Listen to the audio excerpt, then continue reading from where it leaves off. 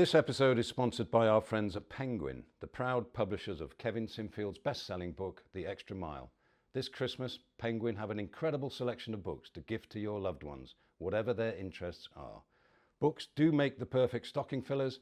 Visit penguin.co.uk to browse their Christmas gift guide. Give a gift that lasts a lifetime with Penguin. Thank you very much. Hello and welcome back to the Kevin Sinfield 7 in 7 podcast 2024. It's the end of day 2 and we're at Bristol Airport today to fly to Belfast for day 3. Today was big, long, tough and emotional. We started at Gloucester's King's Home Stadium with Ed Slater and we finished at Bristol's Ashton Gate with Marcus Stewart and David Sid Lawrence. And we saw many other people, of course, along the way from the MND community at all the stops we stopped at, and our hearts go out to all of them. You probably know that Kevin doesn't do this alone. He has 2 other runners to go with him, 2 lieutenants who keep him going, 2 incredibly intrepid runners, real heroes of the team just as much as Kevin is, and they are with me now. On the right you'll see Chris Stephenson, and on the left, on the right you'll see David Spencer, and on the left Chris Stephenson. Fellas, how was it for you today? Tough, long, difficult, but Chris was an absolute star and got us through it. He led from the start and got us through today. When you woke up this morning, you had a pretty tough first day and you're thinking, right, we're going to be out there for another 8 or 9 hours. How do you condition yourself mentally? Do you not think of the end of the day? Do you just have to take it chunk by chunk? Yeah, well, firstly, thank you, David. But again, the great thing about myself and David is that we're there to support Kevin. And between us, we make sure that Kevin gets round, but we have some great camaraderie on the route as well. And for me, out of all the 5 challenges we've done so far, that was singly the hardest day that I've ever done. Yeah. I think because of the length, the monotony, it was tough, really tough. To your point though, how you get through it. So when you wake up in the morning, you think there's absolutely no chance we're going to do this. So the first thing is put the kettle on, make a cup of tea, get your gear on, get down, have your breakfast, and you literally break it down into segments. So what's been great about this challenge is it's in 7k segments, so you can just focus on. If you start thinking we're going to run 64k today, you just will. So it has to be step at a time, present and positive. You say that you're here to get Kevin through, and I know you are, but at the same time you've got your own performance to think about. You've got to get round, haven't you? Because the worst thing for you, either of you, would be to not get round and to fall away. So you've got 2 jobs at once in a way, haven't you? Yeah, it's tough, but again, we train probably all year round for this, so it never really stops, and the intensity increases as you get closer to the challenge. But you know, we love being part of the team, and therefore we're here with everybody in the team to make sure that we all get round, and you know, not just me and David, but we've got great support staff also that gets us round. So you know, we feel very blessed that we're part of this. Yeah, absolutely. I think you say we've got 2 jobs. I mean, how many has Kev got? You know, so so you kind of think, well, we've got it easy. He's got it really hard. And you're not short of. You talk about that morning, at the moment at dawn when you get up and you think, have I really got to run 64k today? I did it yesterday and now I've got to do it again today. But I guess one of the beauties of these challenges that you're never short of motivation, are you? Because you go down to King's Home and you see Ed Slater and his family and his wife Jo and their 3 children, and if that's not going to spur you on, nothing will it? Yeah, well, again, what Chris was saying, and there's so much inspiration. You know, those who've got MMD, from what we've seen and the people we've met, they handle it with grace, they handle it with dignity, and it's inspirational. And you know, if we can put ourselves through a few hours of pain to kind of show to them that, look, you know, we're here, we're trying to help, we're trying to raise awareness, and it's no big sacrifice.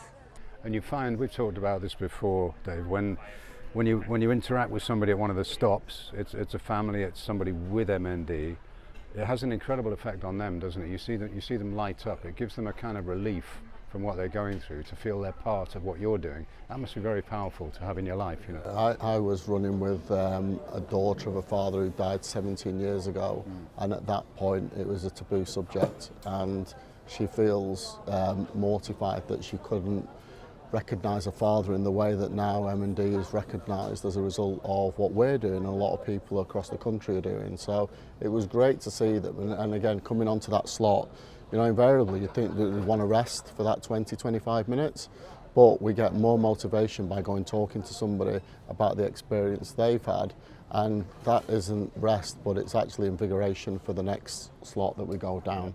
Yeah. Well, just going back to Gloucester to Bristol, which was today's challenge, I noticed that every single stop was well attended. People were cheering, people were happy to see you, people were enthusiastic, they wanted a bit of your time, they wanted to thank you. So there's never a moment when you could possibly think, what are we doing this for? You've got incredible support, haven't you, year after year? Yeah, it's brilliant, absolutely brilliant, but you know, there's people out there that haven't been able to share their stories, and you know, through this portal that we've got, people are now sharing their stories. So, you know, long may it continue, and the work that Kevin and the team have done, and the ripple effect of that with the M&D community is fantastic. And the two of you, you don't just turn up and do this. I know you put in a lot of work to even get to the starting line, the first starting line. You both got busy jobs. You've got high-profile careers as well. This is not a hobby for you, is it? This is a kind of mission in a way. I mean, just tell people what you do for a living. Well, by profession, I'm a financial advisor. Up until recently, I had 2 companies, so I've recently sold them, but I'm still working within the organisation. But back to your previous point, it's, you know, we get thanked for doing this. It's an absolute privilege to represent the MMD community, and I think we get so much more back than we actually give. So yeah, it is a mission. It absolutely is, and it's something we're all really passionate about, and it's just part of daily life now. You make sure you train every week, you keep your fitness levels at a certain level, so we're ready to go when Kev puts up the bat sign. And Chris, you've always been in the sports world, really, haven't you? That's correct, yeah. So I'm still in the sports world. I make apparel for most of the football kits in the Premiership and in the EFL, and that's a lot of travel. But you know, I'm disciplined that, you know, if I'm travelling, I will get up at a stupid time in order to get my miles in, because you can't cheat this. You can't try and rock up and do this challenge without any training, because it's tough. It really is tough. So the work that we put in behind the scenes, like Kevin does and all the people that do the planning and everything, it has to happen because it's seamless when we're here, and I find it amazing that everything just runs so smoothly in our 7-day window when we're here. But it's thanks to everybody's dedication for this. Would you call it a 3-month training program to get here? It's kind of all year round, but with the 12 weeks to go, it then gets ramped up. Yeah. Right. So the 3 runners and 3 cyclists, I mean, camaraderie doesn't really come close, does it, to describe what goes on those journeys? I mean, is that, without that, I guess, as well, it would be quite hard to get through, because if you took it too seriously, it would become too intense, wouldn't it, I guess?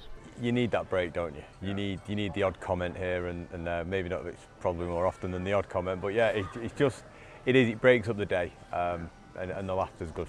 So what happens when one of you is struggling? How do the others get him through it? Do you want to answer that? Yeah, well, we're there for each other. So today's a great example is that Kevin wanted one of us to pace, and he wanted to sit in behind because the wind was coming in at us.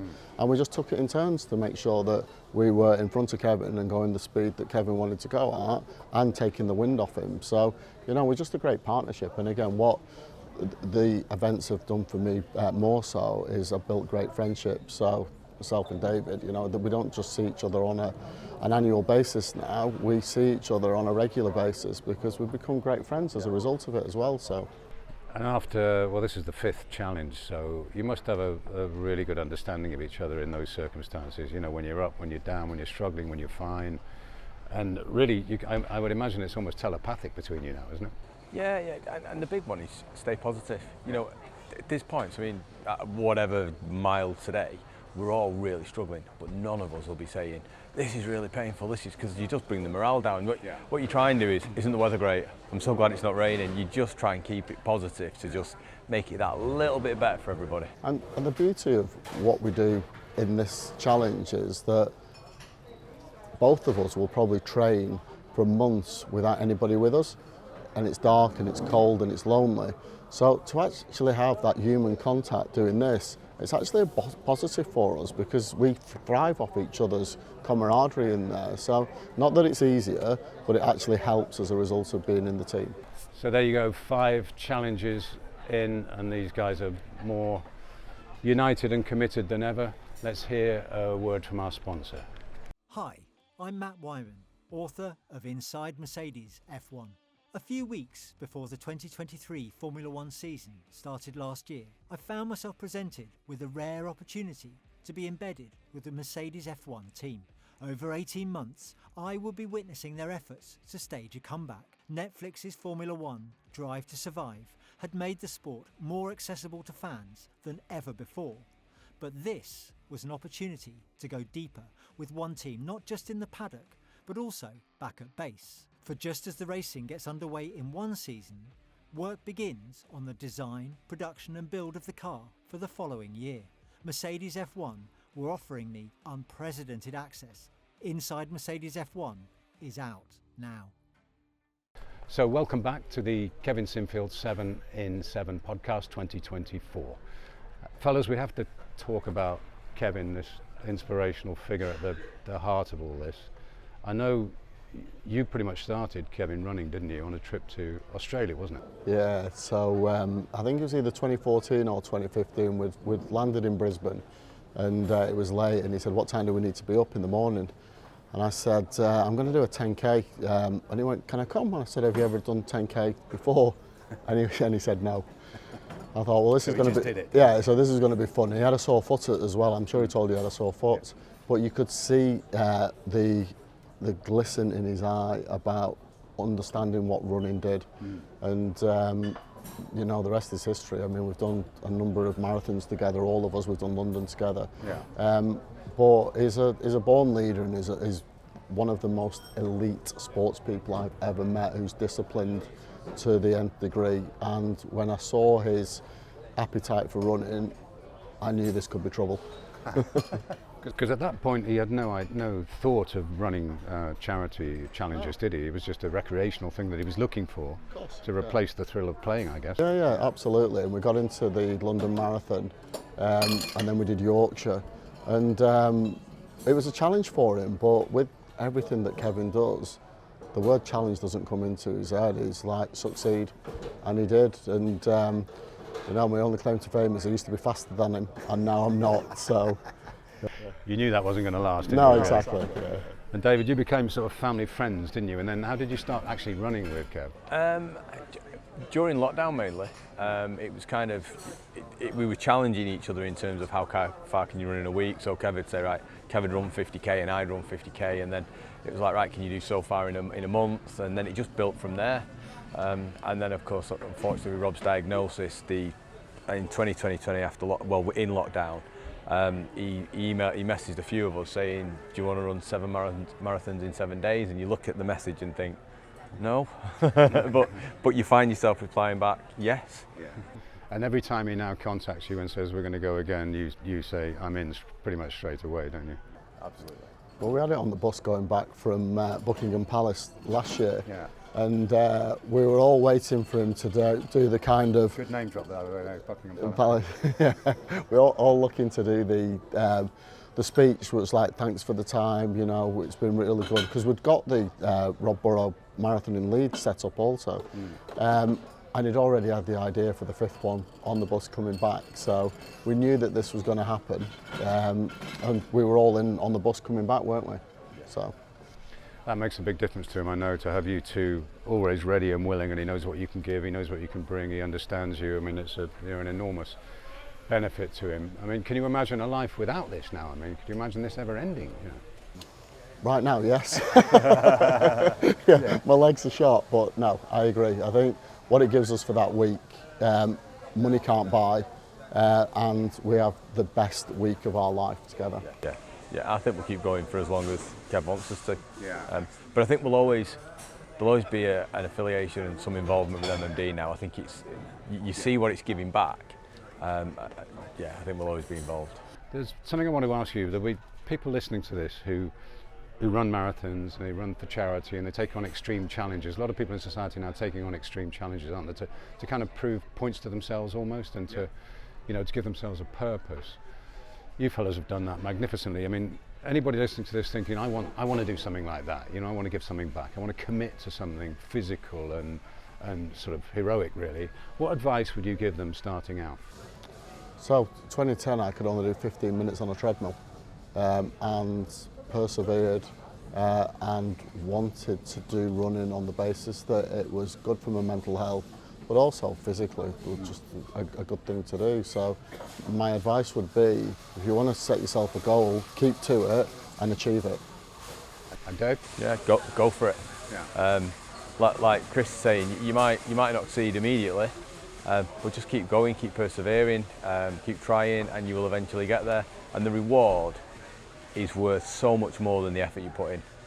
And it's so much better when you have a cause, isn't it? Because you could do 10Ks and 5Ks and park runs and run marathons just for your own benefit.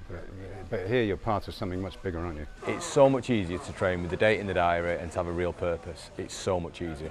Yeah. And what are your hopes for the rest of the challenge? Just to get through it, I suppose, and enjoy it. Yeah, to get through it, to enjoy it, and to enjoy that, for all of us to enjoy that when we've succeeded, when we've completed it. Yeah, that'll be sweet. And to keep people donating and keep people seeing that the MND cause goes on and on and on, and it's not ending. It's not, you know, we've lost Rob Burrow, but the cause is as strong as ever, and he wanted it to stay strong, didn't he? Well, I think you mentioned a good point. I've never seen so many people affected by MND on the leg today. Right. I know it's on day 2, so we've got another 5 days to go.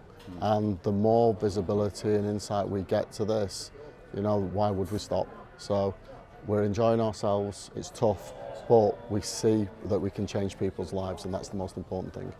Brilliant. Thank you, gentlemen. And of course, follow day 3 in Belfast on the Leeds Rhinos website. Thanks for joining us. This episode is sponsored by our friends at Penguin, the proud publishers of Kevin Sinfield's best-selling book, The Extra Mile. This Christmas, Penguin have an incredible selection of books to gift to your loved ones, whatever their interests are. Books do make the perfect stocking fillers. Visit penguin.co.uk to browse their Christmas gift guide. Give a gift that lasts a lifetime with Penguin. Thank you very much.